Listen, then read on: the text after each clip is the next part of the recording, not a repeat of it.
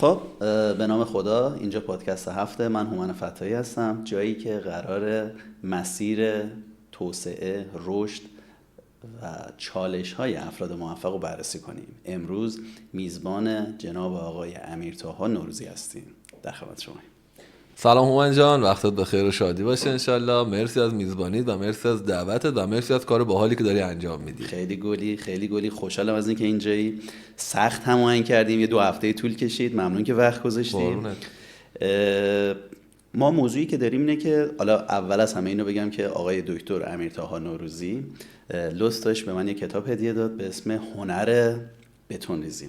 اول از همه این که من قبلش توی فضای مجازی عکس اینو دیده بودم، کاورش دیده بودم، طراحی خیلی خلاقانه‌ای داشت و تلفیق هنر، نوت‌های موسیقی و یه بتون ریزیه. من اول از همه ازت ممنونم.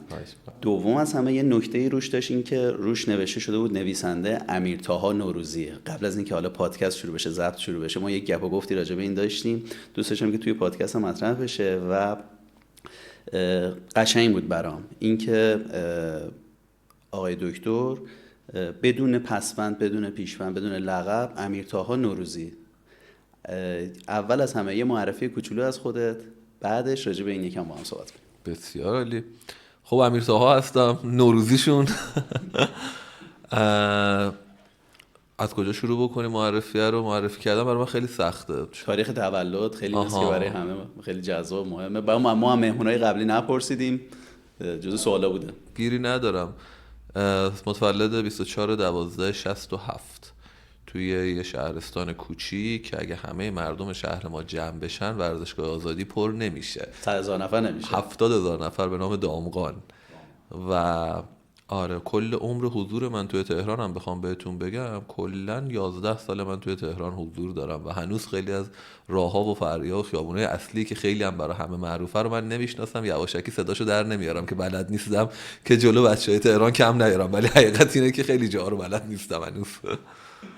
خب پس امیرطاهایی که ما امروز می‌بینیم 11 سال تهرانه. بله. از دامغان اومده. بله.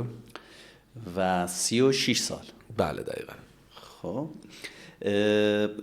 یه کوچولو برامون بگو که کسب و کار. اول از همه که من میدونم که تو از صفر شروع کردی و موضوعی هم با این نداری، یعنی خیلی دوستش داری، خیلی اوکی. من دیدم که همه جا راجع بهش صحبت میکنی و برای منم خیلی جذابه، هم آدم‌هایی که از صفر شروع کردن، هم مسیری که طی کردن. یه کوچولو برامون توضیح بده که چجوری اومدی، درس رو چی کار کردی و کی حرفه رو شروع کردی و این بالا پایینه. اگه یکم از قبلترش بگم، برمیگرده از سال 86-87، جایی که من دانشجو شدم، دانشگاه صنعتی شاهرود مشغول درس خوندن شدم.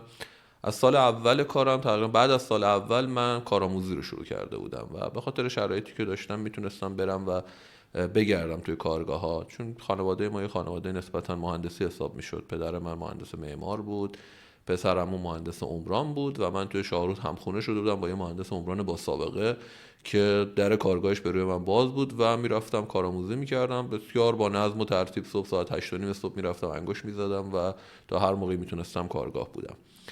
ادامه پیدا کرد روال کارآموزی، آموزش‌های غیر دانشگاهی رو گذروندم و رسیدیم دیگه، دور تون میذارم بازی رو، رسیدیم به سال همون حوالی 92، جایی که من قبول شدم دانشگاه شهید رجایی تهران برای ارشد و کولم رو انداختم رو دوشم، اومدم تهران خوابگاه و مشغول درس شدم. از همون بعد از ترم اول اینجا یه شرکت مشاوری مشغول کار شدم، 1-2 شرکت عوض کردم. یه سال گذشت، شد سال 93، تصمیم گرفتم ازدواج بکنم و سال 93 بعد از ازدواجم، دقیقاً 3 ماه بعد از ازدواجم، کارم از دست دادم. کارمند بودم یه شرکت مشاور، ما 700,000 تومانم حقوق داشتم میگرفتم و با کلی ادعا رفته بودم خواستگاری که الان من ارشد دانشگاه دولتی دارم میخونم، وسط درسم بودم، پایان نامم وسط بود، به علاوه اینکه خب کارم دارم، چون آدمی هم که میتونم درآمدم بیشتر بشه. اینا به من اینجوری اعتماد کرده بودن. رفتیم جلو، کار از دست دادم و روم نمیشد به هیچ کی بگم، حتی به همسرم هم نگفتم کارم از دست دادم. یه روز مدیرم صدام زد، گفتش که بیا تو اتاق. رفتم تو اتاق و گفت امیر تو خیلی پسر خوبی هستی. گفتم خب. گفت خیلی با اخلاقی. گفتم خب. گفت کارت هم بد نیستا. گفتم اصلشو بگو. گفت ولی من نمیتونم دیگه حقوق بدم، شرایطم مثل قبل نیستش و شرکت توی شرایط غیر عادی هست و باید تعدیل بکنیم. یه سوال، توی کشور داره چالشی اتفاق میفته، نوسانی وجود داره یا نه این شرکت خودش به مشکل خورده؟ یعنی خارج توی مملکت نوسانی نه، داره؟ توی مملکت دقیقاً توی سالهایی بودیم که سال 90 93 یه رکودی تقریبا شبیه سالهایی که الان توش هستیم داشت اتفاق میافتاد و اون شرکت مشاور نیاز داشت که برای بقای خودش تعدیل نیرو بکنه. کارش منطقی بود کاملا و یه اخراج محترمانه برای من شکل گرفت و خیلی جالب بود. اصلا ناراحت نشدم چون فکر می‌کردم این که پام از اینجا بذارم بیرون برای من کار هست، با ادعای اینکه آقا دانشگاه دولتی خوندم، چه میدونم سابقه کار ریزی دارم، میام بیرون کار پیدا میکنم. زدم وسایلمو زیر کولم و کتابامو گذاشتم توی کارتون و از شرکت اومدم بیرون و واسه همینم دقیقاً به هیچ کی نگفته بودم چون فکر می‌کردم کار ریخته برا من و اصلا نیاز نیست به کسی بگم من فردا دوباره یه جای دیگه سر کارم. این فردا یه جا دیگه سر کارم 3 ماه زمان برد. هر روز صبح پا می شدم، لباسامو می پوشیدم، کیفمو می داشتم زیر بغلم، مدل این که دارم میام سر کار، با همسرم شاغل بود، با هم میرفتیم بیرون. بعد من برمیگشتم خونه می اومدم، تو این فاصله رزومه میفرستادم، میرفتم مصاحبه، دنبال کار پیدا کردم میشدم تا عصر که میشد قبل از همسرم میرفتم بیرون، بعدش با کیف برمیگشتم که فکر بکنه که سر کار بودم. و واقعا نمیخواستم دروغ بگم چون فکر نمیکردم اینقدر مسئله بحرانی باشه، اینقدر کوچولو بود تو ذهنم، حل میشه دیگه، چرا مثلا یه نفر دیگر رو درگیر ذهنی براش ایجاد بکنم یا حالشو بد بکنم که الان نگران بشه. اما این که حل میشه و این غروری که من داشتم 3 ماه به طول انجامید و تمام پسنداز من که وام ازدواجی بود که گرفته بودیم من تو این 3 ماه خرج کرده بودم. حالا مونده بودم بدون پول، سرم پایین، جرأتم نداشتم دیگه، خیلی سخت‌تر بود دیگه برم بگم من 3 ماه پیش اخراج شده بودم. بعد خوب که چی هستن آخ ببین، یعنی اصلا اول از همه که خیلی خوشحالم که اینا رو داریم ضبط میکنیم. دوم از همه این که چقدر دوست دارم میشنوم داستان زندگی آدم رو. یعنی من اگه ای کاش از اول هیچ کار دیگه تو زندگیم نمیکردم، همین کارو میکردم. خب آره این سخته که بگی آره من 3 ماه پیش این اتفاق افتاده، حالا الان دیگه ملامت خیلی بیشتر میشد دیگه. خلاصه بازم نگفتم، پرروبازیم ادامه پیدا کرد. بعد از 3 ماه فقط به نتیجه رسیدم، فهمیدم ببین الان راهش این نیستش و 52 جا من مصاحبه رفتم و رزومه فرستادم. خیلیه 52 جا نشنیدن. تصور بکن چه اعتماد به نفسی از آدم میاره پایین و تصور کن حالت روحیش چجوری میشه. و کسی که توی غروری بوده فکر میکرده دانشگاه دولتی خونده، فکر میکرده باهوشه، فکر میکرده یه سری چیزا رو فکر میکرده، فقط فرش قرمز برای من پهنه الان برم جای بعدی بشینم، جای بعدی میزم آماده است، میزم کار بکنم. حالا تو این شرایط فهمیده بعد از 52 جا نشنیدن 52 تا سیلی تو صورتش خورده و واقعا چنان لاغر شده بودم که دوستای قدیمی وقتی منو میدیدن یواشکی بهم میگفتن تو چی میزنی، کمک از دست ما برمیاد. میخواستن منو بفرستن کمپ چون فکر میکردن لاغری من این صورت به هم ریخته دیگه، صورتم ربط داره، نمیفهمیدن چه فشار عصبی دارم تحمل میکنم هر روز. و فقط به یه درس رسیدم، درسم این بود که این راهش نیست و یه تغییر مسیر نیاز داری بدی. تغییر مسیر من چی بود؟ اومدم توی روزنامه همشهری، نیازمندی های همشهری اون روزها یه مودی بود که اینجوری دو کار پیدا میکردن، همه نیازمندی ها رو میخوندن میرفتن دنبال کار و منم داشتم این کارو میکردم. اما این دفعه نرفتم دنبال کار تو نیازمندی ها، زنگ زدم بهشون گفتم میخوام یه آگهی بدم توی روزنامه. گفت چه آگهی؟ گفتم تدریس رایگان نرم افزارهای عمرانی پذیرفته میشود، شماره‌ام هم میخوام بذارم، در بخش استخدام میخوام اینو بدم. گفت نمیشه، این آموزشیه، در بخش آموزش بدی تو. گفتم میخوام تو استخدام بدم. گفتن اشکالی نداره، این یه تقلبه، باید 2 برابر پول بدی. گفتم اشکالی نداره. خب خدا رو شکر که پول همیشه برنده است، همیشه کار میکنه.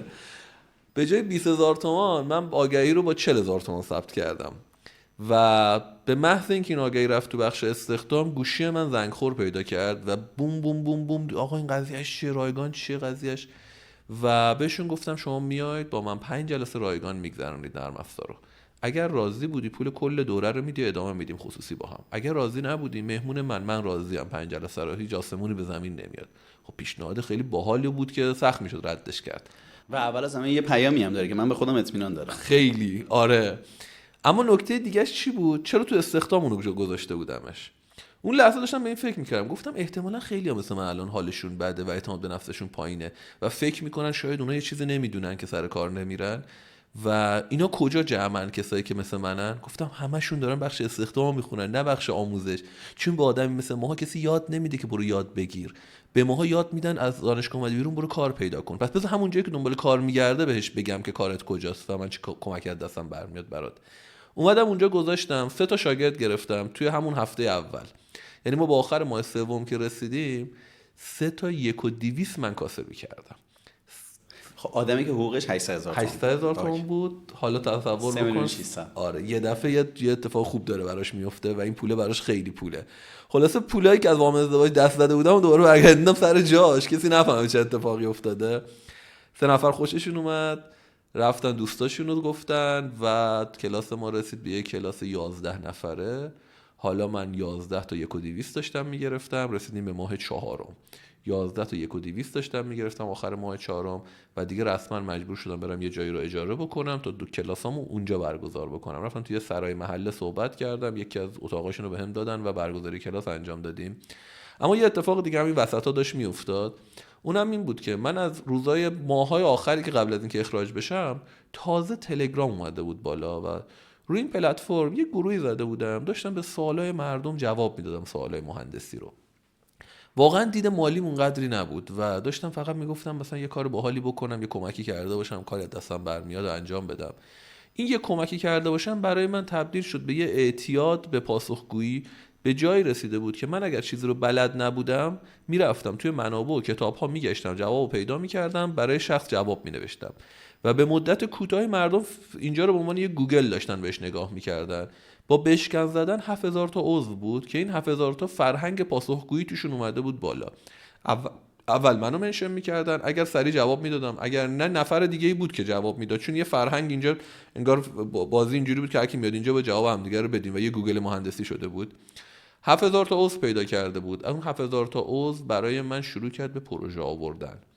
اتفاق جالب این بود که من حالا داشتم همزمان درس میدادم توی یه جایی شبیه آموزشگاه و بعد داشت برای من یک سری پروژه میرسید و ادامه پیدا کرد. اتفاقی که داریم ازش صحبت میکنیم، تلگرام قابلیت کانال اضافه کرد. من توی کانال اومدم یه سری محتواها منتشر میکردم، متن مینوشتم، مقاله، فایلای صوتی و عاشقانه داشتم معلمی میکردم. تا اینجای کار هنوز من رو تلگرام دید مالی نداشتم، خود به خود داشت اتفاق میفته. هنوزم کانال تلگرام داری؟ هنوزم اون کانال تلگرام هست، الان 20,000 تا تقریبا عضو داره، 22,000 تا.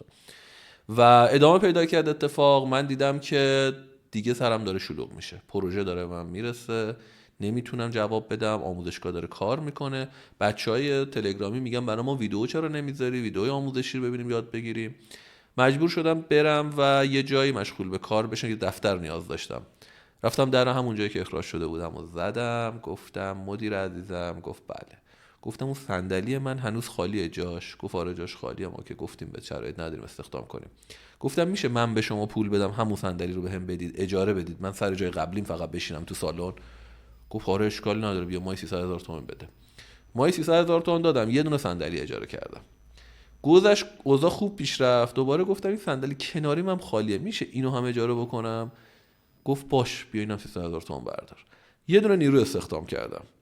گذشت، بازم سرم شلوغ‌تر شد، مجبور شدم نفر دوم استخدام بکنم. بهش گفتم اون یکی صندلی اون پشتم خالیه، اونو میدی بهم؟ یه لحظه به خودش اومد گفت نه دیگه داری شبیه اسرائیل برخورد میکنی، چیز کردیم کامل گرفتیم محیط کارو. و حالا تفکر من چی بود؟ تفکر من این بود که اون روزها اگر پروژه به من میرسه من توی یه جای مهندسی با قرار بذارم باش کارفرما. تفکر درستی. آره با یه عدد کوچولو و ارزون اونجوری اتفاق بیفته. و دومین تفکرم این بود که اون غرورم دوست داشتم برگرده. دوست داشتم روی صندلی خودم بشینم و این دفعه خودم پول صندلی خودم رو داده باشم و واقعا هم تأثیر داشت. یعنی من انرژی که از نشستن روی صندلی خودم میگرفتم خیلی انرژی بالایی بود و مجبور شدم برم به صورت شراکتی یه دفتر اجاره بکنم. یه دفتر 70 متری رو با یه گروه معماری اجاره کردیم، 3-4 نفر ما، 3-4 نفر اونا. دیگه جا نبود تو هم میلولیدیم دیگه وقتی میرفتیم تو سر کار. سر و صدا و شلوغی یکم گذشت. یه سال بعدش مجبور شدم دفتر بزرگتری رو بازم شراکتی اجاره بکنم.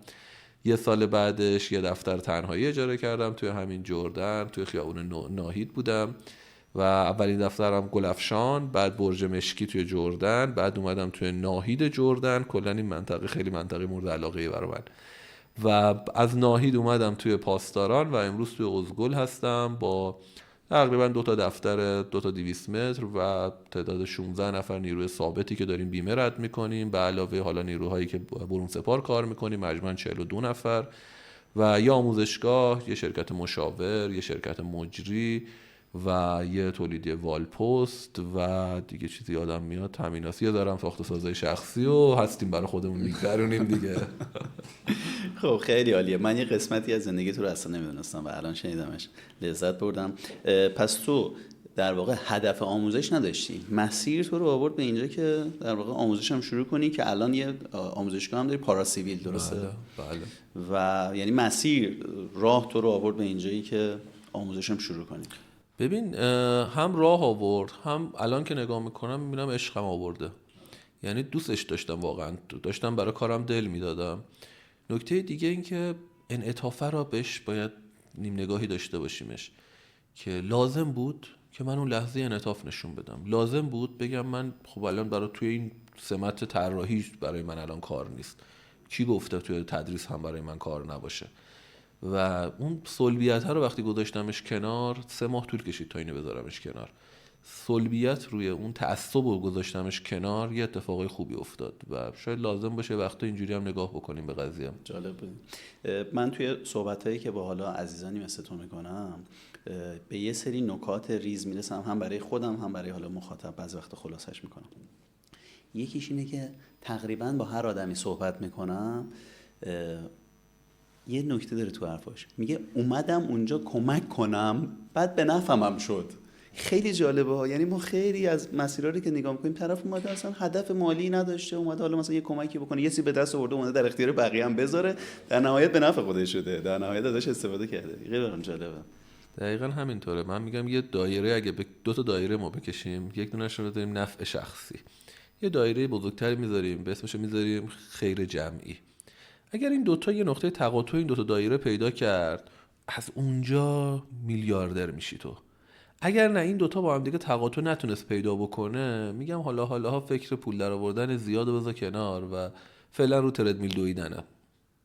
ایوالله. از کجا به این نتیجه رسیدی که یه برند شخصی بسازی، بیای تو اینستا و در واقع تو حالا به غیر از تمام شغلایی که اسپوردی و به غیر از تمام کسب و کارهایی که داری الان هندل میکنی، اینفلوئنسر صنعت ساختمان هم محسوب میشی، درسته؟ بله، فکر میکنم اینطوری باشه. کی به این نتیجه رسیدی که این کارو بکنی؟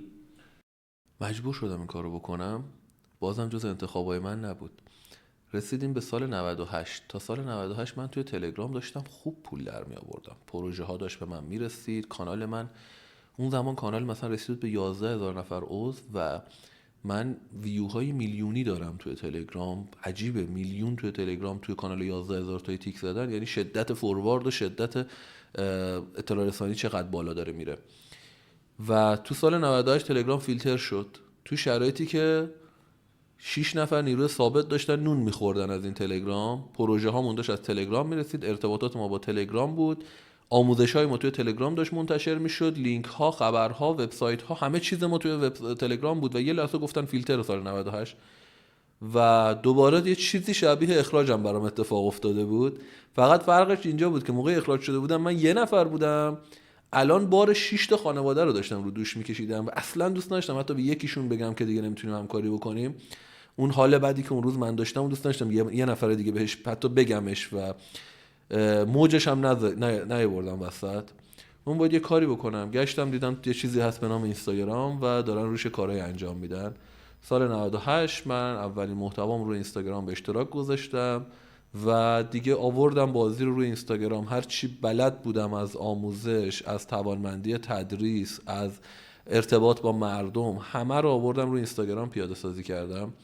یادم اولین لایو اینستاگرامی که رفتم 3 نفر لایو رفتیم که از این 3 نفر یکیش من بودم توی لایو، یکیش همکار دیگه ای بود که توی دفتر من پشتم نشسته بود، یه نفر سومی وجود داشت توی لایو که من خیلی خوشحال بودم دارم برای یه نفر سومی دارم تدریس میکنم و چنان با عشق تدریس میکردم که اگر اون لایو برای کسی نگاه بکنه فکر میکنه من دارم برای 1 میلیون نفر آدم صحبت میکنم، اونچنان که دارم با انرژی و عشق دارم تدریسم انجام میدم. و به نظرم یکی از رازهای رشد اینستاگرام اینه که بتونی یاد بگیری بدون توجه به فالوور، بدون توجه به نفری که بهت انرژی میده، تو صدتو بذاری. و همیشه باید مخاطبت این باشه که یک سمینار چند هزار نفر روبروی منه، چقدر انرژی میذاری براش، چقدر زور میزنی برای چند هزار نفر آدم. همون مدلی برای 1 نفر آدم میتونی انجامش بدی، خیلی سخت. آره. یه چیزی راجع به تو شنیده بودم از یکی از دوستای مشترکمون، خیلی هم برام جذاب بود. همون موقعش هم گفتم ببین اصلا این آدم دوست داشتنی تر کرد این آدمو. اونم این بود که میگفتش که حالا اون موقعی که هنوز این ماشین تو، کسب و کار تو، این قطار تو شروع به حرکت نکرده بود، میگفت امیر طاها رو میبینی میشینه صحبت میکنه فلان میکنه، یه دیوار پر سرتیفیکیت پشتشه. گفتم خب. گفت اون توی دفتر مشترک یعنی یک اتاقشه فقط ولی پرزنتی که داره، اعتماد به نفسی که داره، اینه که آقا انگار که داره یه کسب و کار بزرگ هندل میکنه. و من منتظر این امروز بودم که بدونم که آقا 2 سال دیگه، 3 سال دیگه، 5 سال دیگه دارم با امیر طاهایی صحبت میکنم که به قول خود 2 تا دفتر 200 متری داره هندل میکنه با این همه پرسنل. دقیقاً همینطوره. و جالب ترش اینجاست که یه ذره قبل‌تر بریم، جایی که اولی لایوهای من داشت برگزار میشد یه اتاق خیلی کوچولو دار به داغون قدیمی بود. اونقدر قدیمی بود و انقدر شرایط مالی اوکی نبود که بتونم حتی اینو کاغذ دیواریش بکنم. رفتم کاغذ رنگی خریدم، پشتمو کاغذ رنگی پر کردم که ویو لایو خوشگل باشه، یه بک خوشگل ببینم. این بک خوشگل 4 تا کاغذ بود، یعنی دوربین ثانیه‌ای میچرخید این کاغذها همه چیز هویدا میشد. ولی به نظر من مهم همینه که بدون توجه به اینکه الان کجا هستی با ویژنت زندگی بکنی. و خیلی مهمه اگه آدم 1 میلیون دلاری میخوای بشی باید الان اکشنات 1 میلیون دلاری باشه. اگر آدم، حالا مثلا اینستاگرام رو نگاه بکنیم، آدم 100 کایی میخوای باشی باید همین الان اکشنات شبیه آدم 100 کایی باشد. برعکسش نمیشه. یعنی من ندیدم یه نفر اول مثلا به 1 میلیون دلار برسه بعد بگه حالا میخوام ریاکشنام 1 میلیون دلاری باشه. نه، قبلش این درست شده، مگه اینکه از رانت و اتفاقات غیر عادی صحبت بکنیم. وگرنه یک روال عادی کارآفرینی عادی، تمام کارآفرینایی که دیدم ابتدا شخصیت رو رشدش میدن، بعد میره خود به خود یه سری اتفاقای بعدش میفته. دقیقاً. موضوعی که هست اینه که تو یه انرژی داری که من اینو میبینم همیشه داری. این چیه که تو رو اینقدر فعال نگه می‌داره؟ با توجه به اینکه حالا الان میدونیم که خیلی نیاز مالی نداری ولی خب داری این مسیری که ساختی رو ادامه میدی. چی تو رو فعال نگرت می‌داره؟ ببین، اولا که از یه جایی به بعد دیگه اهداف مالی تیک میخوره و یه سری چیزای دیگه میاد وسط. اون چیزای دیگه اسمش، حالا برای من اسمش ارزش آفرینیه. برای من مهمه که یه ارزشی، یه خیری برای یه آدمی که نمیشناسم و ممکنه تا آخر عمرم من نبینم اون آدم رو، ایجاد کرده باشمش. نکته بعدی اینه که باید رویاهامون رو دوباره بازسازی بکنیم وگرنه دچار فیلیر روحی میشیم. این اتفاق رو برای من اتفاق افتاد و مجبور شدم اینجوری باشم. دارم از اسفند 1400 صحبت میکنم، جایی که نسبت به سن و سالم خیلی حالم خوب بود و ظاهرا حالم خوب بود. شرایط مالی، شرایط کاری، ماشین، سفرها. من یه شرایطی رو تجربه کردم، حالا اولین بار میگم، دقیقاً تو همون اسفند 1400 واقعا نمیدونستم پولامو باید چجوری خرج بکنم. باورت میشه؟ خیلی دوست دارم اینو. بلد نبودم. این قسمت زندگی خودم هم خیلی دوست دارم. ببین، یه بچه شهرستانی اومده تهران، پیش خودش میگه چی میشه خرید. مثلا بهش میگن برو یه دونه ماشین بنز بخر، میره یه دونه بنز میخره. بعد میگه دیگه چی بخرم؟ میگم بی ام و هم خوبه، برو بی ام و بخر. میرم یه دونه بی ام و میخرم. بعد میگن دیگه چی برات خوبه؟ میگن خونه فلان جا هم برو داشته باش. میرم خونه فلان جا رو میگن دیگه برو فلان رستوران میرم، برو فلان سفر میرم. و واقعا بلد نبودم با چیکار بکنم، هر کاری میگفتن میکردم. و بعدش باز دوباره اسفند ماه بود، دست به سینه نشسته بودم، گفتم خدایا الان با چیکار بکنم؟ معمولا تو این شرایط آدما چیکار میکنن؟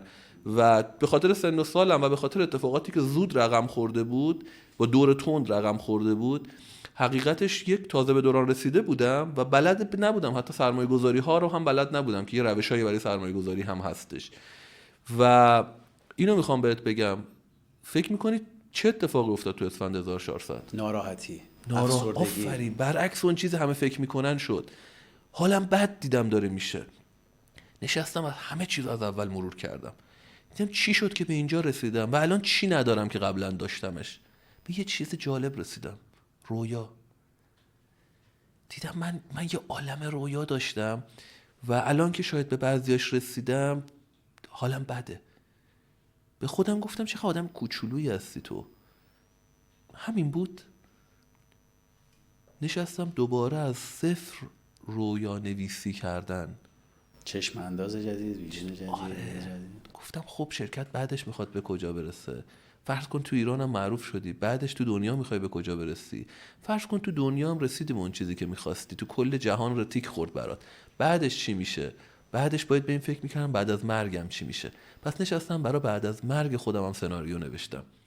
و اگر امروز انرژی دارم، انرژی الان نیستش، دقیقاً برای بعد از مرگم سناریو دارم و دارم برای اون لحظات هم فکر میکنم که اگر این وایس من رو 50 سال آینده یک نفر پلی کرد، اون موقع چه حالی بهش دست میده. عالی بود، عالی بود. یه جمله فوق العاده شنیدم، میگه کشور، مملکت از جایی پیشرفته شروع میشه که من و تو درختی بکاریم که مطمئن باشیم از ثمرش برداشت نخواهیم کرد. آفرین. جالب اینجاست که یه نکته‌ای که وجود داره اینه که ما خود پادکست 7 رو میدونی که تازه شروع کردیم و یکی از علتاش همین صحبتی بود که تو کردی. من دیدم که این هومن فتاحی خسته است، یه سری تیکا خورده و احتیاج به یه فضای جدید داره، به یه زنگ تفریح داره و یه کار جدیدی بکنه که خودش هم خیلی علاقه داره بهش و با ترسای خیلی زیادی هم شروع کردیم. یعنی اینجوری که وچمون خراب نشه، رو این تاثیر نذاره، رو اون مجموعه تاثیر نذاره، این کارو نکنه. و در نهایت من دیدم آقا من هومن فتاحی هم، همین صحبتی که اولش میکردیم، نه کمتر نه بیشتر، و میخوام زندگی کنم. پس من به زنگ تفریح احتیاج دارم و غیره. به واسطه اینکه آماتوریم تو این کار تازه شروع کردیم، اینو بگم که من امروز شدیداً از صبح دارم به این فکر میکنم که اول شروع حتما تاریخ بگم و الان یادم افتاد که تاریخ نگفتم تا الان. آره، امروز 11 بهمن 1403 و ما داریم اینو ضبط میکنیم. احتمالاً بچه‌ها وسطای اسفند یا آخرای اسفند این پادکست رو بشنون. حالا چیزای کوچیکش میاد، تیزراش میاد، ریلزاش میاد، ولی پادکست اصلی و طبق زمانبندی ما توی اسفند میشنون. اینو گفتم بگم. وقتی که ازت دارم میدونم آدمای کارآفرین یک بیش فعالی ذاتی دارن. بیش فعالی ذاتی بهشون دقیقاً همینو میگه حتی اگر شرایط خوبه ولی استیبله ایراد داره، باید بری یه کاری بکنی، یه چالش جدید برای خودت درست کنی. درک میکنم. ما هم مدل همون کارآفرینی که حالا معروفه که میگه آقا اول کارآفرین اول میپره بعد تو را فکر میکنه که چجوری چتر نجات اختراع کنم، همون مدلی شروع کردیم. خیلی آماتور، خیلی چیز، و به مسیر داره تکمیل میشه به لطف شما عزیزان و کمک شما. تو این مسیره، تو این ادامه مسیره ما رسیدیم به اینجا که امیرطاها الان اینستا رو داره، کانال تلگرامو داره، کسب و کار داره ادامه میده، آموزشو داره و شروع میکنه روی سایت یه شروعی کردن. سایت رو چجوری از صفر شروع کردیم؟ من نیاز داشتم برای دیده شدن خودم و دیده شدن آموزش هام، رزومم، یه چیزی به نام وبسایت داشته باشم و تو همون ابتدای کارم نیاز داشته باشم.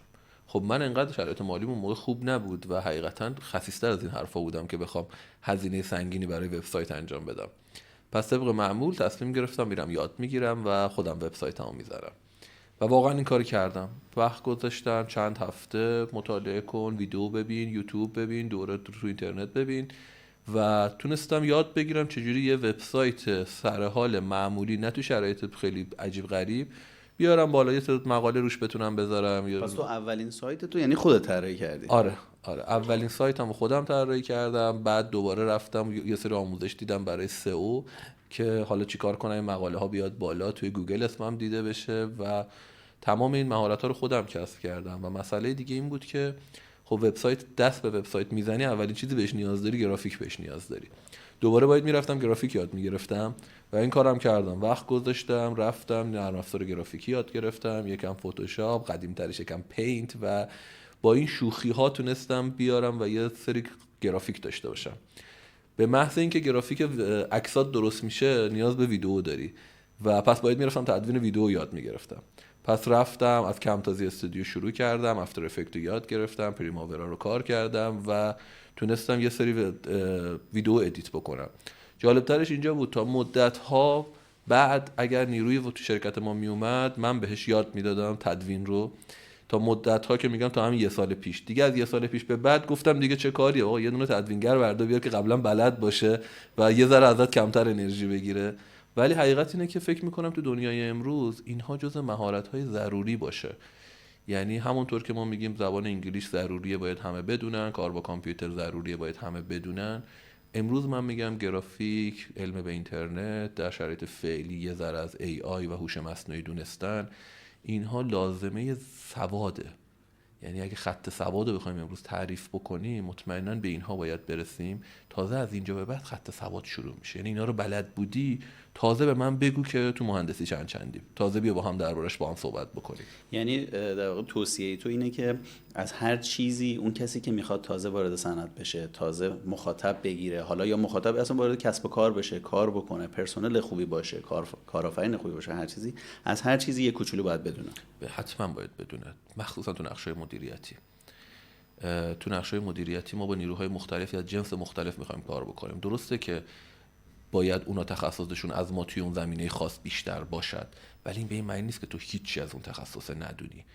و اگر من امروز اومدم جلوی این دوربین دارم صحبت میکنم، یه میکروفونی جلومه، باید عملکرد اولیه این دوربین و این میکروفون رو بدونم، باید عملکرد اولیه لنزا رو بدونم تا بتونم یک اکشن درست جلوی اینها داشته باشم. در غیر این صورت نمیتونم پرزنتور خوبی باشم و تمام توانمندی من دفن میشه زیر یه خاکی که دیده نمیشه. حالا این سوال الان برام پیش اومد، اینکه تو ام بی ای هم خوندی، چون ام بی ای سوال برام، چون ام بی ای عموما این شکلیه که برای مدیرا میاد یک سطحی از آگاهیایی که باید داشته باشن، اچ آر، نظام مذاکره و یا علامه چیزو در یک سطحی بیان میکنه. تو دوره ام بی ای هم گذروندی؟ من هم ام بی ای گذروندم، هم دی بی ای رو گذروندم. این دقیقاً جزء یکی از اون مهارت‌هایی بود که از یه جایی به بعد بهش نیاز پیدا کردم. دیدم شرکت داره رشد میکنه، آدم‌ها دارن باشون ارتباط پیدا میکنم، ولی انگار یه چیزای بلد نیستم و به خاطر سن پایینم باید یه سری چیزا رو سریعتر یاد میگرفتم. رفتم تو دوره‌های ام بی ای شرکت کردم، بعدش دی بی ای دانشگاه تهران گذروندم و خیلی نقش داشت روی اینکه بهم یه تفکر استراتژیک بده، درست‌تر فکر بکنم. جالب‌تر اینجاست من دوره‌های روانشناسی گذروندم، دوره تحلیل رفتار متقابل گذروندم، تی ای آر، توی سنین خیلی پایینم اینا رو گذرونده بودم. حالا یه سوال دیگه، باز احساس نیاز کردی یا چالش‌های شخصی بود؟ یعنی تو محیط کار احساس نیاز کردی رفتی دنبال این موضوع؟ بخشای مدیریتی کاملا احساس نیازم بود، اما بخشای روانشناسی نه، کنجکاویم بود و از این کنجکاوی‌ها زیاد کردم و میکنم و تو دوره‌هایی که بهم ربطی نداره میرم شرکت میکنم، تو همایشایی که بهم ربطی نداره شرکت میکنم. یه اعتقادی دارم، میگم رشد خارج از اکوسیستم اتفاق میفته. توی اکوسیستم صنعت ساختمان مادامی که من باشم و خوبم باشم، نهایتاً میشم به اندازه میانگین اکوسیستم صنعت ساختمان. یه ذرم خوبتر باشم میشم مثلا رده بالای صنعت ساختمان. اما اگه میخوام از این اکوسیستم ساختمانی بیام یه لول بالاتری باشم، باید برم ببینم دور و برم چه خبره، از جاهای دیگه درساشو بردارم بیارم.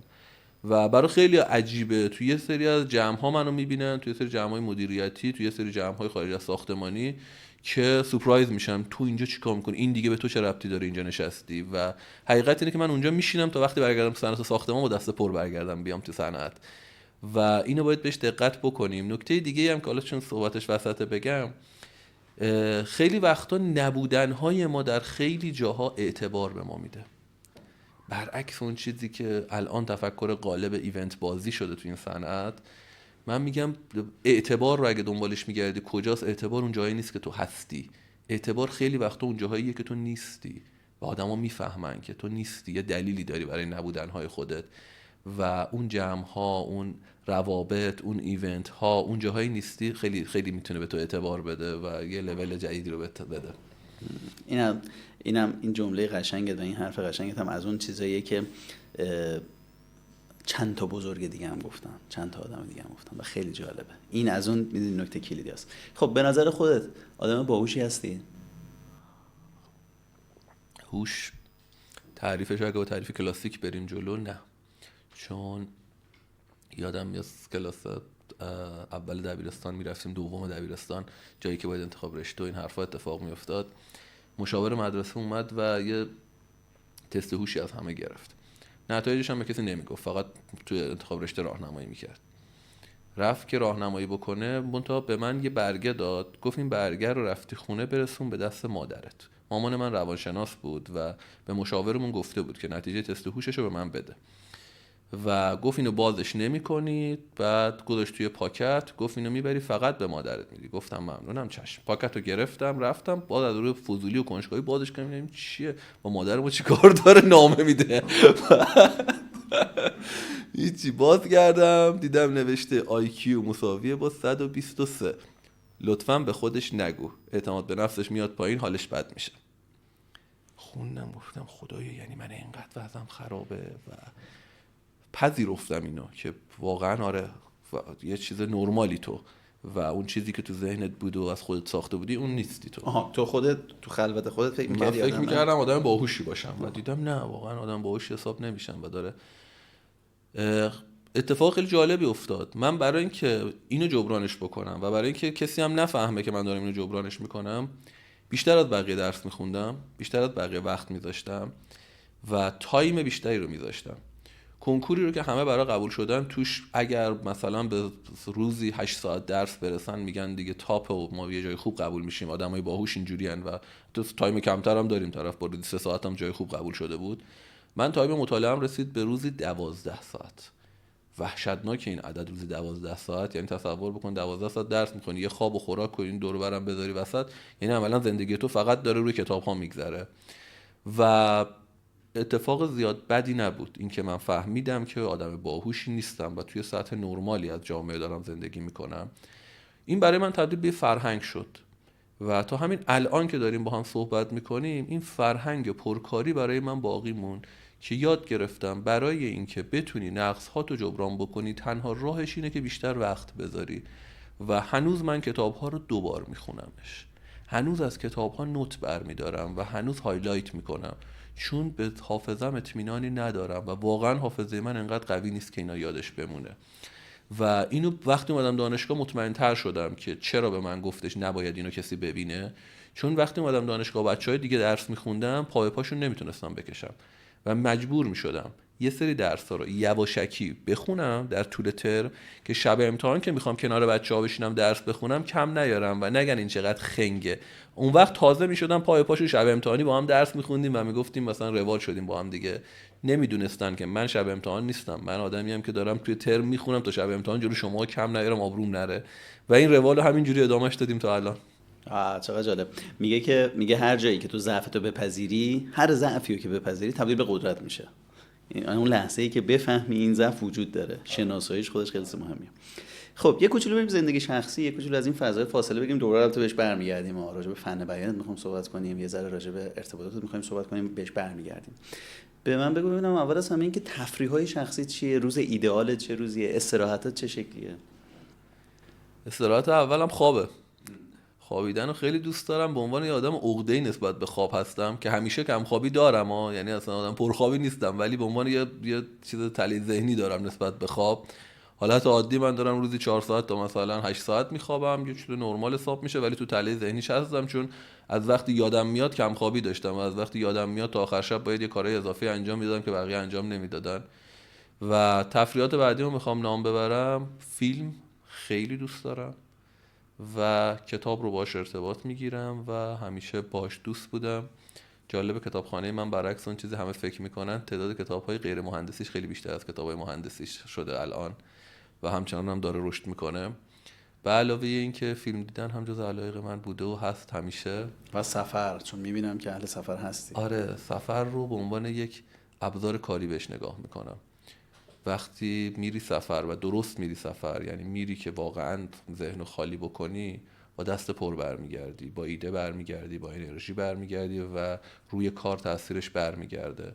سفرها رو هرچند کوتاه همیشه دارمش به صورت میانگین. اگر من نرسم سفر بروم 2 هفته یک بار یه روز آف میکنم برای سفر مدیتیشنی خودم، سفری که میرم وسط طبیعت و مدیتیشن برای آرامش، خالی کردن ذهن و یه صبح میرم آخر شبی برمیگردم و این روال جز زندگی روتین زندگی من بوده همیشه. ایوالله. یه کتاب به اون معرفی کن و یه فیلم به اون معرفی کن. فیلم بخوام معرفی بکنم این معرفی به معنی آموزش نیست، میتونی یه فیلمی که مورد علاقم رو من چیزی نیستش که الزاماً شاید برای ارتباط نگیرید باش. سری پدرخوانده رو معرفی میکنم، پدرخوانده 1 رو مخصوصا، چون احساس میکنم هم درس بیزینس داره هم درس زندگی داره، اتفاقاتی که توش میفته و البته یکی از شاهکارهای تاریخ سینماست بدون شک. اگر بخوام کتاب معرفی بکنم، کتاب قدرت بی‌پایان آنتونی رابینز رو معرفی میکنم که فکر میکنم یک دایره المعارفی باشد از محتوای انگیزشی. و بیام جلوتر کتابای اخیر رو، کتاب اشراف زادگان فقیر رو معرفی میکنم، کتابی که مجددا معتقدم آنچه را که از روانشناسی مثبت اندیش ما توی ذهنمون هست و گوشه و کنار شنیدیم رو اشراف زادگان فقیر توی یک کتاب جمع کرده و داره همشو با یه پکیج به ارائه میده و همین. ایوالله. فیلم یا سریال؟ فیلم. اهل هنرم گفتی هستی؟ بدم نمیاد، هنر دوستم بیشتر. هنر دوستی بیشتر. آره. کتاب خارج از عمران و کتاب خارج از توسعه فردی چی؟ خارج از عمران و توسعه فردی کتاب قوی سیاه رو معرفی میکنم، اثر نسیم نیکولاس طالب.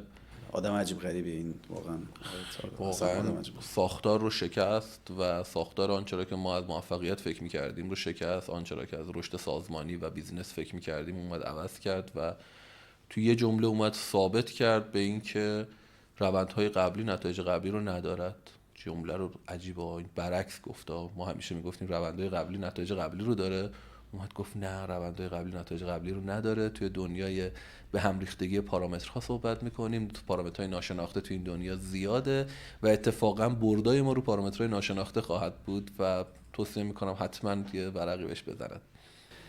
یه جمله داره این دوستمون، میگه که یه نقل قول خیلی قشنگ داره که خیلی به اون صحبت من و تو که اونجایی که همه چی تیک خورده، احتمالاً این آدم وقتی اینو گفته که تو زندگیش همه چی تیک خورده، میگه اگر شما یک روز کامل تو میتونی بگی چه اتفاقی قراره بیفته و چه کارهایی قراره بکنی، تو یه مرده ای. آره. و این میگه که آره، یعنی تو یه قسمت‌هایی از زندگیت باید یه دوستی رو ببینی غیر منتظره و ندوی رد چی بری، وایسی باشه چایی بخوری یه ذره گفتگو و اون قسمت‌های اتفاقی که تو زندگیت اتفاق میفته اون دقیقاً اونجاها زندگیه، باقیش اون جایی که تیک میزنی میری جلو که آره. اینم جمله این دوستمونه و منم خیلی دوستش دارم. خیلی جزء خواستم بگم نویسنده، خواستم بگم جزء اندیشمندای مورد علاقه منه بابا. یقینا همینطوره و داستان اینه که اصلا ما خلاقیت همون از بین همیناست و اون نظم فردی که ازش صحبت می شده همیشه، آقا انضباط قضیه اینه که تهش ما رو به یک آدمی مثل بقیه تبدیل میکنه. اگه نگاه بکنیم رشدای ما اتفاقا از بی‌نظمیامون بوده، از اون کارهایی بوده که روتینمون نبوده و قرار نبوده اون کار رو اون روز انجامش بدیم، اون کاره رو انجامش دادیم. رشدا از اون آدمایی بوده که غیر منتظره دیدیمش، اون جاهایی که غیر منتظره حضور داشتیم و اون انعطافی که اولش صحبت کردم، این که سلبیت رو بشکنیم، اون 3 ماهی که طول کشید من یاد بگیرم این نرم باش، ولش کن، بذار ببین چی میگذره، ببین برای چی دنیا میخواد بیاره. و حقیقت اینه که اگه واقعا رویات درست باشه، اگه ذهنتو درست برنامه‌ریزی کرده باشی، مطمئناً حوادث همش به نفع توئه. پس اذیت نکن خودتو. دیدم آدمایی که الان وقت ندارن، نظم فردی این کارا رو نداره. پادکست امروز فکر میکنم یکی از نمونه‌هاش بود که دیروز من فهمیدم امروز پادکست دارم و همینقدر راحت هم اتفاقی نمیفته، یا صبح زود برگزارش میکنیم یا شب برگزارش میکنیم، نهایتا هم یه جلسه رو پس و پیشش میکنم تا برسم، آسمونی به زمین نمیاد و نیازی نیست انقدر دقیقاً روتین ها و برنامه ها روی کاغذ بیاد و فکر بکنیم همش همونه. دقیقاً همینه و من باز ازت تشکر میکنم که وقت گذاشتی اومدی. میدونم که دایره ارتباطات خوبی داری و دیدم که روابط خوبی داری تو پروژه‌های خیلی زیادی، اسمت من شنیدم. یه کوچولو راجع به این برامون بگو. دایره ارتباطات چه کمکی بهت کرده؟ ببین، دایره ارتباطات اولا بگم باید کاملا انتخابی باشد، یعنی خودمون رو تو این یه مورد به جریان نسپاریم که جریان قراره منو کجا ببره، چون یه اتفاقی میفته همیشه جریان ما رو به سمت آدم‌های پایین‌تر از خودمون میبره، چون یک میل ذاتی آدم‌ها دارن که با آدم‌های بزرگتر از خودشون رابطه بگیرن و این تا تاریخ همیشه این رو داشتیمش. ما همیشه دخترها دوست دارن با پسرای قوی تر از خودشون دوست بشن، پسرها دوست دارن با خانم‌های قوی رابطه بگیرن و توی سطح‌های پایین‌تر هم همیشه این بوده. این یعنی چی؟ یعنی اینکه توی ارتباطات باید گزینش بکنیم و گزیده انتخاب بکنیم. یه جمله برایان تریسی داره، میگه درآمد تو برابر با میانگین درآمد 5 نفر از نزدیکان توست. و اگر من این جمله رو بخوام کاملش بکنم، ادامه میدم، میگم نه تنها درآمد تو بلکه شخصیت تو برابر با میانگین شخصیت 5 نفر از اطرافیان توه. خیلی مهمه خودتو در معرض چه ارتباطاتی قرار میدی و تو چه ارتباطاتی احساس صمیمیت بکنی، چون شک نکن اونجایی که احساس صمیمیت میکنی شبیه اون جمع خواهی شد و پس لطفا اینو درست انتخابش بکنیم. وقتی از یه لولی داریم میخوایم لول اپ بکنیم، یه تعداد آدم رو از دست میدیم، اصلا حالت بد نباشه، اوکیه. اگر این نباشه عجیبه. اگه آدم از دست ندی و لول اپ بکنی، این لول اپ نکردی تو، چون باید از یه جمعی بیای بیرون با یه جمع دیگه دوست بشی. این چیزیه که سعی کردم تو این سالها بهش دقت بکنم و هنوزم دارم دقت میکنم و برعکسش هم دیدم. روزایی هم دقت نکردم هم دیدم حالم چجوری شده و صبحش چجوری پا شدم وقتی شبش با جمع اشتباهی گشتم. وقتی ارتباطاتو بهش دقت بکنی، خود به خود هم فرکانس میاد بالاتر، هم آدم‌های هم فرکانس خودت بهت نزدیکتر میشن و اون چیزی که دنبالشیم این که با آدم حسابی‌ها بپریم، پروژه از پروژه‌های خوب برسه، از جای خوب پروژه برسه، داره از اینجاها شکل میگیره. همین. خیلی عالیه. و من حالا یه شوخی، یه بار یه جمعی نشسته بودیم 5 نفر از همکارای ما و حالا هیئت مدیره توری نشسته بودیم و نمیتونستیم یه تصمیمی بگیریم و در واقع تصمیم آخر من باید میگرفتم، ولی این دوستان باید به عنوان مشاور، به عنوان نظر، به عنوان تصمیم ساز کمک میکردن و واقعا هم چالشی بود. من یهو خیلی عصبانی برگشتم گفتم واقعا امیدوارم این که میگن هر کسی متوسط 5 نفر دورشه درست نباشه. خب خیلی شنیدم که فن بیان، خیلی دیدم که فن بیان خوبی داری و کمکت کرده، اکتسابی بوده، داشتیش، به دستش آوردی. سوال خوبیه و فن بیان رو باید ببینیم از کجا میاد بیرون. آره من فن بیانم خوبه، ولی برمیگرده به تعداد کلماتی که آدم‌ها بلدن و میتونن ازش استفاده بکنن. مطمئنا اگر به من بگن با 500 تا کلمه صحبت بکن، یه جور صحبت میکنم، کاری که همه مردم انجامش میدن، با 500 کلمه صحبت میکنن. اما اگر به همین آدم بگی با 2000 کلمه صحبت بکن، حالا یه مدل دیگه باهات صحبت میکنه. این اون دیسیپلینیه که باید حاکم باشه و باید بفهمیمش. فن بیان از کلمه میاد بیرون. کلمه از کجا میاد بیرون؟ مطالعات ما و اشعار کلاسیک ما. شما دقت بکنی آدمایی که میگی فن بیانشون خوبه، برو ببینشون ویژگی مشترک سعی کن پیدا بکنی. به طرز عجیبی میبینی همشون کلمه بلدن و تعداد کلمات جدیدتری رو استفاده میکنن. بعضیا تو ادبیات کلاسیکن، بعضیا انگلیش بلدن، کلمات انگلیش قاطیش میکنن. هر آنچه رو که هست میفهمی یه تعداد کلمه اضافه داره استفاده میکنه. این از کجا میاد بیرون؟ یه ذره من خوش شانس بودم، ولی از جای فهمیدم دیگه عمدن ادامهش دادم بازی رو. خوش شانسیم اونجایی بود که ما تو خونمون حافظ خوانی میشد و مامانم از سن خیلی پایین ها، مثلا سن 7 سالگی برای من شعر حافظ میخون. نمیفهمیدم اینا چیه، فقط گوش میدادم، بعضیش حفظ میشدم. طوری که به 11 سالگی رسیدم مشاعره میکردم با خودش و همین الان هم مشاعرم جزو چیزایی توش ادعا دارم، میتونم مثلا بشینم با اساتید مختلف بشینم توی مشاعره و صرفا حفظم خیلی چیزا رو. اما این حفظیات اونجای فکرشو نمی کنی تو رو نجاتت میده توی دو جا. یک، توی بیان اونجای کلمه کم میاری به تو کلمه جدید میده. دو، توی فلسفه ها به تو کمک میکنه. جایی که زندگیت به یه بنبستی میخوره باید یه فلسفه براش پیدا بکنی، چون اگه فلسفه نداشته باشی برای بنبست ها نابود میشی. ویکتور فرانکل میگه ناامیدی رنج بی فلسفه است. پس فلسفه ها از کجا میان بیرون برای اون لحظات خاص؟ این اشعار، این داستان ها، این قدمتی که توی تاریخ برای ما گذاشته شده، این گنجی که گذاشته شده برای ما، جاییه که میتونیم توی بنبستا بریم سراغش و دست بذاریم یه دونه از مولانا برداریم بهمون بگه تو مگو همه به جنگند و ز صلح من چه آید، تو یکی نی هزاری، تو چراغ خود برافروز. که یکی چراغ روشن ز 1000 مرده بهتر. میگه وسط بنبست و قفل شدن زندگی میگه بابا تو خودت کار خودتو بکن، ولش کن. اونجایی که احساس می‌کنی هیچ کاری از دست هیچکی برنمیاد، از دست خودت برنمیاد و فلسفه ها نجاتمون میدن و این جاییه که من فکر میکنم ادبیات کلاسیک به کمکم اومده، هم توی بیانم هم توی فلسفه یابیم. ایوالله. بریم یه کوچولو راجع به فضای حرفه‌ای خیلی دوست داشتم یه شعر از مولانا بخونم، احساس کردم ممکنه اشتباه بخونم، به همین خاطر بیخیالش شدم. فقط میگمش، مضمونش اینه که میگه گر از آسمان ببارد زهر زهر زهر، کام من شکر اندر شکر اندر شکر است. مطمئن نیستم درست بیانش کنم ولی واقعا منم عاشق حافظم، دیوانه حافظم، مولانا هم که دیگه. یه کوچولو بریم زندگی حرفه‌ای، زندگی که الان درگیرشی. اول از همه این که چجوری این همه کسب و کار، حالا من از اول صحبت که گفتید این من همشو نمیدونستم، یه بخشایشو میدونستم، این همه کسب و کار رو چجوری داری مدیریت میکنی؟ سازوکار خاصی بابت این مدیریت داری؟ ببین، اولین قانون پرکاریه، یعنی به شدت ساعت کار من بالاست و اینو به عنوان یک روتین زندگی منه.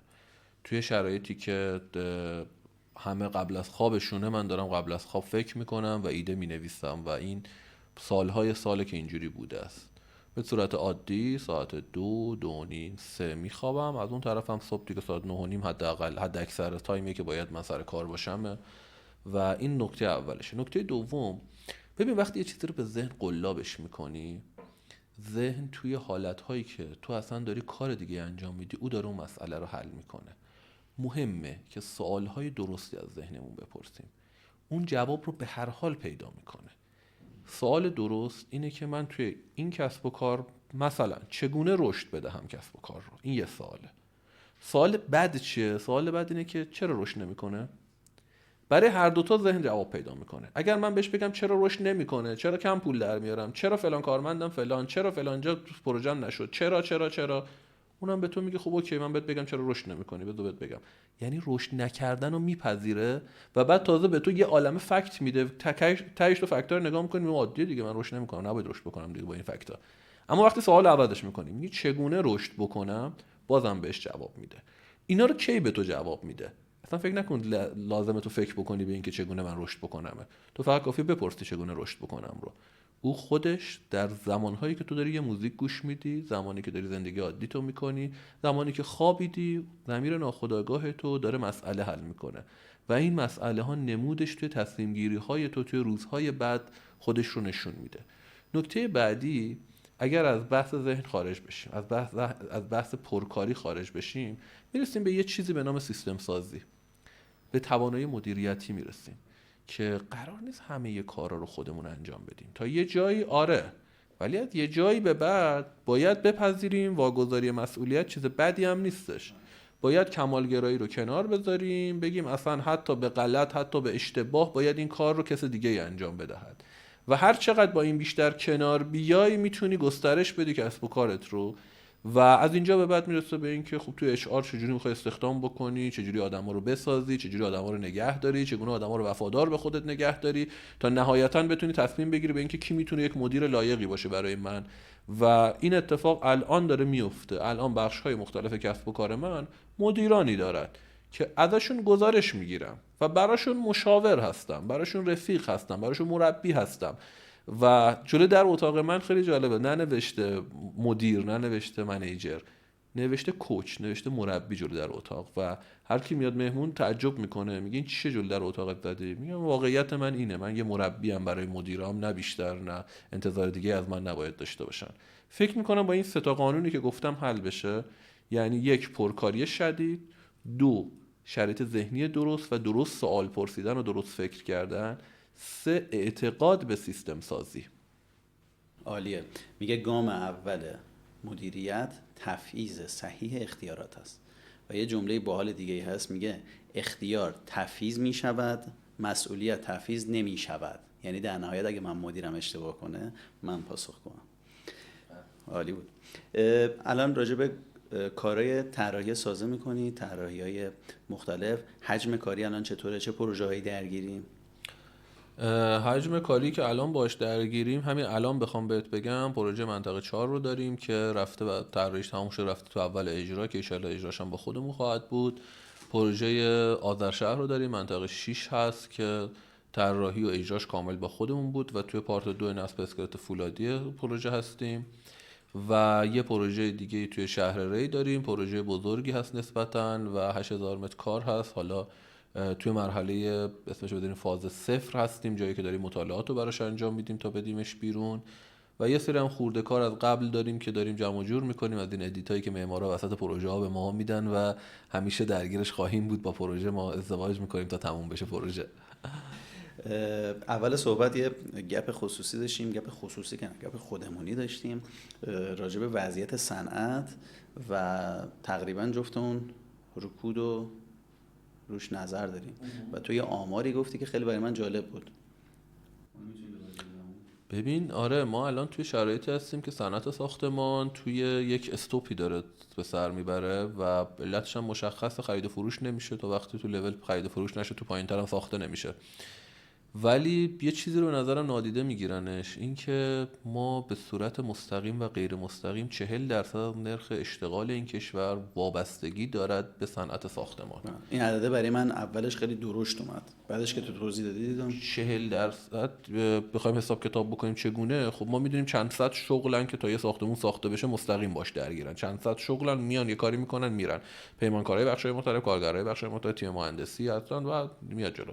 اما غیر از این چند صد تا شغلی که ما میشناسیمش، چند صد و شاید خیلی بیشتر، شاید به هزار برسه شغلایی که توی بک یه لایه دورتر از با صنعت ساختمان هستن. مثال همون در و پنجره سازی هست، میگم آقا پنجره دو جداره تولید میکنه، اوکی تو پنجره ساز تو این شرکت رو میبینیش اما نمیبینیش تو این شرکت یه سری مدیر هستن، یه سری کارگر هستن دارن کار میکنن و تو نمیبینی که این پی وی سی که داره خریداری میشه مال این شرکت نیست، خودش میره از یک کارخونه دیگه این پی وی سی رو میخره و اون باز میره از یه وارد کننده یه بازرگانی میره اونو واردش میکنه و هر کدوم از اینا یه سری آدم دارن توش کار میکنن و فقط یه در و پنجره سازی رو بزنی مثلا میرسی به همون چند صد تا رو فقط تو در و پنجره بهش میرسی که چند صد تا فقط تو در و پنجره دارن نون میخورن.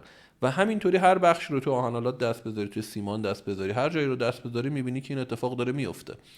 به همین خاطر صنعت ساختمان رو بهش میگن صنعت پیشران، چون وقتی صنعت ساختمان میره جلو و قدرت میگیره پشتش صنایع دیگه راه میافتن و همه قدرت میگیرند، اشتغال جریان پیدا میکنه. یادآوری میکنم برای اینکه تایید بکنم حرف خودم رو، به سالهایی که مسکن مهر جریان داشت توی کشور، سالهای بسیار پر رونقی بود بدون شک، برای تمام صنایع هم پر رونق بود. الان اگر به عنوان خاطره خوب بخوایم یاد بکنیم چه سالهایی صنعت ساختمان سالهای خوبی داشت، چه سالهای کل کشور حالشون بهتر از الان بود، میگیم همون سالهایی بود که مسکن مهرها جریان داشتن و تون تون داشت ساخته میشد، یک عالمه آدم سر کار، یه عالمه گردش مالی داشت اتفاق میافتاد. و الان چرا نیست؟ دقیقاً همینه، ما الان نیاز داریم به پروژه هایی که پیشران بشن و هنوز نداریم اونا رو. توسعه، سرعت، فلان در و رونق اقتصادیه و همه اینا دست به دست هم بده، این گردونه را بیفته و اشتغال زایی 40% عدد خیلی قابل توجهیه، خیلی عدد قابل توجهیه. خب امیر، میخوام بدونم که چشم انداز خودت، مجموعه هایی که داری مدیریت میکنی برای 10 سال آینده، برای آینده، هر سالی که فکر میکنی، 20 سال آینده، 5 سال آینده، چون میدونم که آدما نحوه نگارششون متفاوته، چی دیدی برای مجموعه ها و ما تو رو کجا خواهیم دید به امید خدا تو 10 سال آینده؟ من الان دیگه چشم اندازم برای آدم‌های مجموعه‌مه و 10 سال دیگه دارم میبینمشون که اونا چقدر درآمد داشته باشن، اونا سوار چه ماشینایی باشن و اونا سطح زندگیشون به چه شکل باشه و معتقدم اگر من به اون فکر بکنم خودم هم رشد کردم خود به خود. و نکته بعدی، اگه بخوام یه مقداری شخصی به قضیه نگاه بکنم، دیگه برای من تاثیرگذاری شده اولویت الان و اهداف مالی من انقدر دیگه برای من بولد نیستش. اگرم بخوام بازم کاری‌تر به قضیه نگاه بکنم، من 10 سال دیگه توی ایران فکر نمی کنم دیگه کاری برای انجام دادن داشته باشم و احتمالاً خود مجموعه کاراشون رو انجام بدن. برنامه بین‌المللی شدن داری؟ دقیقاً. و تو چه حوزه خلیج فارس بزرگتر چه؟ حوزه آموزش و هر آنچه را که با زبان انگلیش بتونم باهاش ادامه بدم، چون تسلطم اونجاست و فکر میکنم بتونم کار خوبی بکنم و آموزش هام رو میخوام به سطح دیگه‌ای منتقلش بکنم. احتمالاً شاید سالهایی رو ببینیم که من اینجا آموزش ندم یا آموزش هام رو دیگه توی سطح خیلی ارزونی قرار بدم و کار گرونم و جای دیگه ارائه بدم و میخوام این اتفاق بیفته. با توجه به شرایطی هم که از کشور میبینم فکر میکنم درستش اینه که بشه درآمد دلاری رو از جای دیگه تامین کرد و آموزش ها رو توی کشور خودمون با قیمت پایین‌تری ارائه داد و فکر میکنم اینو باید بهش برسم هر چه زودتر. به امید خدا من برات آرزو میکنم که این اتفاق بیفته. توی حوزه های حالا به غیر از خارج از ایران بحث طراحی یا بحث این مدلی هم دنبال میکنی؟ بحث‌های طراحی رو همچنان جزء زندگیم خواهد بود، چون باهاش بزرگ شدم و نمیتونم اینو نادیدش بگیرم و حتما دنبال میکنم به 2 دلیل. چون معتقدم مدرسی که دستش توی کار نباشه یه جایی رو که لازمه رو کم میاره و حرفاش اون وقت میشه حرفای دانشگاهی. اگه قراره یه قدم از دانشگاه من فاصله بگیرم، باید رابطم رو با بازار کار در سطح بالا نگه دارم. بله یقینا تیم طراحی من هم پای من خواهد اومد و مدیران اونجا هم باشون صحبت کردم اینکه قراره بریم به اون نقطه برسیم ان شاءالله. به امید خدا. امیر، برای یه مهندس جوان که تازه فارغ التحصیل شده چه توصیه‌ای داری؟ یه سوال دیگه هم هست، برای یه مهندسی که تازه وارد ترم 1 رشته عمرانه، حالا از هر شاخه‌ای که بهمون میخوره، برای اون چه توصیه داری؟ اینا خیلی شبیه همه ولی من و تو میدونیم که با هم فرق میکنه. یعنی کسی که مدرکشو گرفته الان توی بازاره با آدمی که تازه وارد دانشگاه شده متفاوت.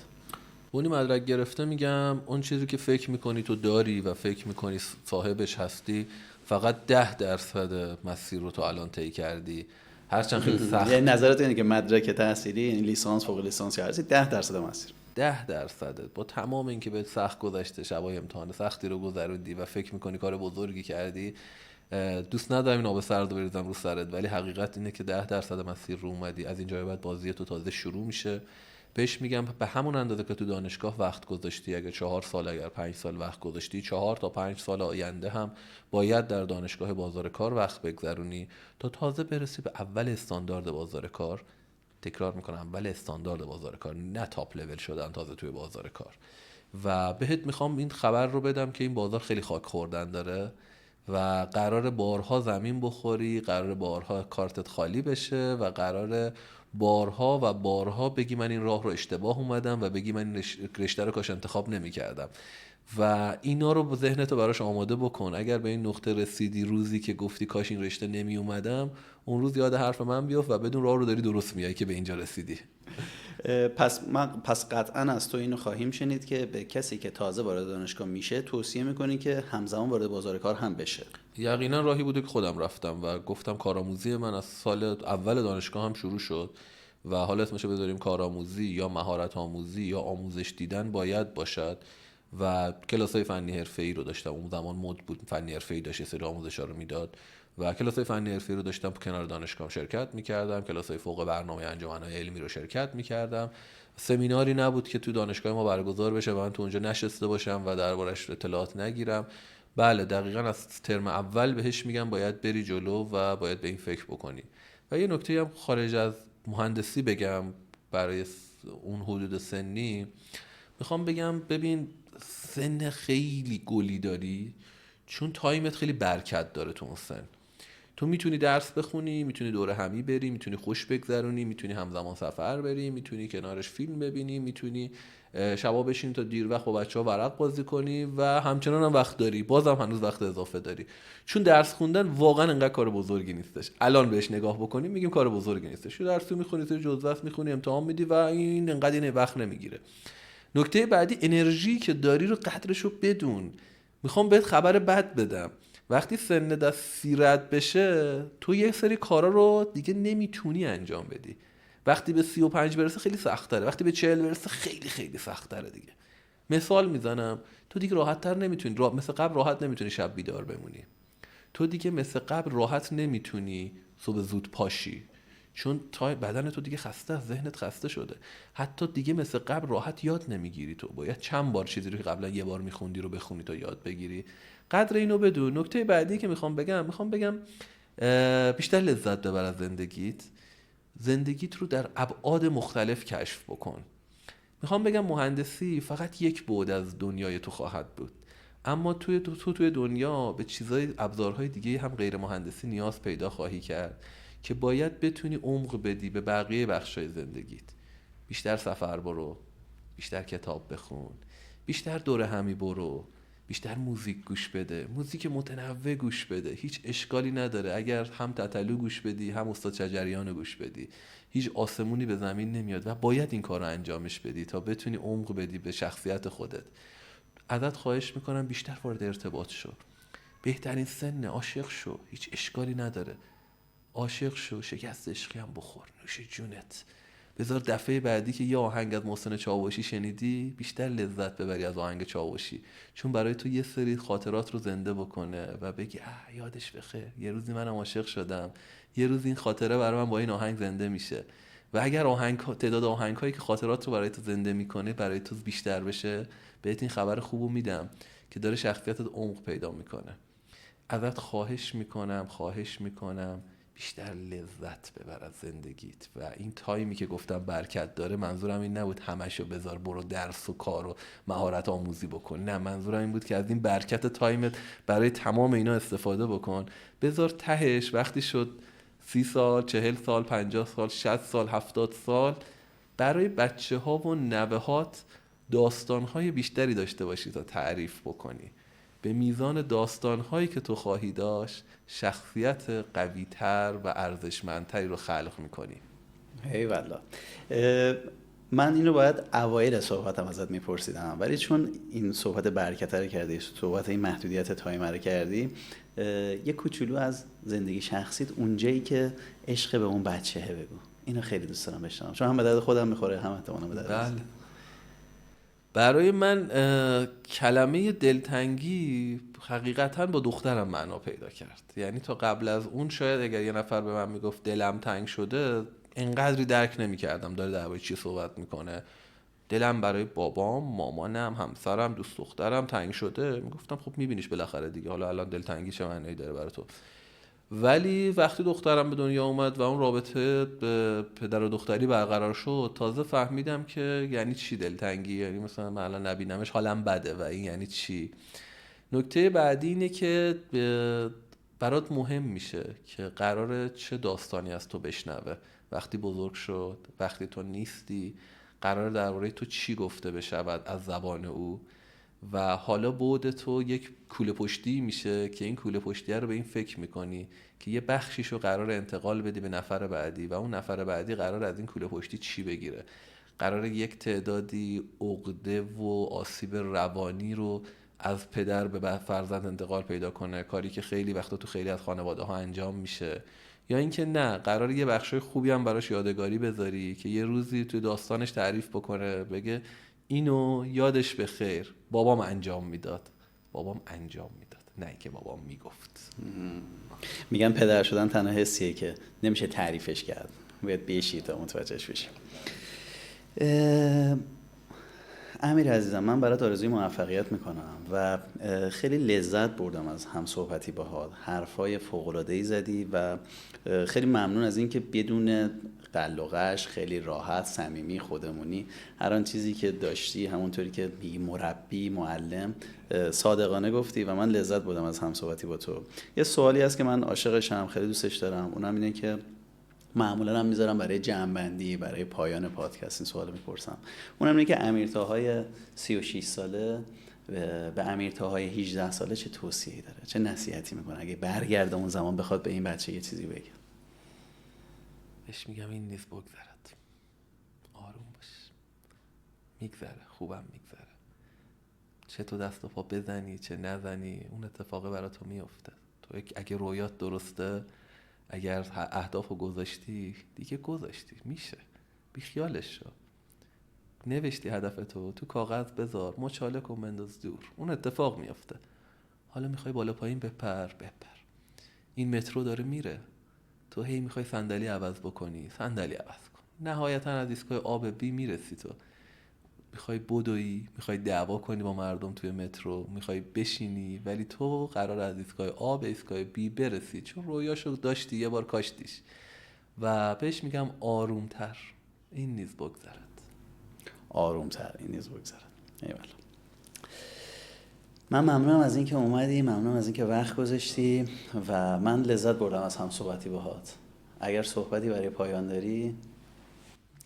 مرسی از خودت، انرژی مثبت خودت، حال خوب خودت، و ممنونم که یه همچین فضایی رو ایجاد کردی. میفهمم این وقتی که داری میذاری چقدر ارزش داره، این انرژی که داره گذاشته میشه، چه خودت چه بچهای عوامل پشت صحنه رو کامل درکش میکنم و احترام میذارم به این کاری که داری انجام میدی. تمام قد هستم، هر جایی که کاری کمک از دست من بر بیاد هستم و در نهایت آرزوی خیر و برکت میکنم برای هر کسی توی هر سالی در آینده که این پادکست رو میشنوه. به امید خدا. ممنونم ازت، ممنون که اومدی.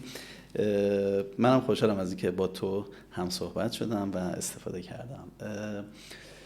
پادکست 7 رو میشنیدید. ممنون که تا اینجا همراه ما بودید. اگر اپیزودهای ما رو دوست داشتین، اگر مهمانهای ما رو دوست داشتین، اگر ما رو دوست داشتین، به بقیه دوستانتون هم معرفی کنید و ما از سوالات شما، تجربیات شما و اگر کامنتی، نکته‌ای راجع به مهمونهای بعدی و سوالاتی که پیشنهادی دارین به ما بدید، ما ازش استفاده میکنیم و ممنون که تا اینجا همراه ما بودین. مرسی.